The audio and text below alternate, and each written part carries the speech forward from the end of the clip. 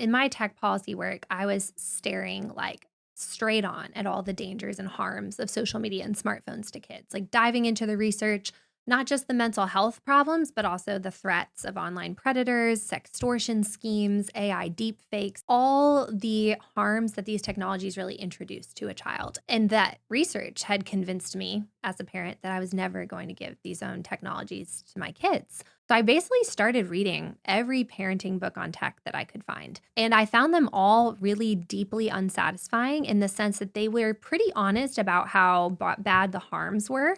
But then their solutions were always these kind of moderate harm reduction measures, like this acceptance of some type of inevitability about smartphones and social media. So, like, the best parents can do are screen time limits, parental controls, and like talking to your kids about technology. And that felt just like really unmatched to the level of harms. I'm like, this doesn't feel commensurate. Like the harms are this bad, and yet our solutions are kind of like putting band-aids on the problem. I was talking to my boss, Ryan Anderson, at the Ethics and Public Policy Center about this, kind of lamenting I couldn't find a good book really to recommend to parents. And he was like, Claire, I think you need to write that book. And really set out to interview families who had successfully done this, who had successfully completely opted out of social media and smartphones specifically, but also just a low tech childhood, very free of kind of Yeah. interactive screens or video games. I interviewed dozens of families, heard of hundreds of more families who had done this. And the book is really the distillation of the practical steps and principles of how these families successfully did this. How did they navigate challenges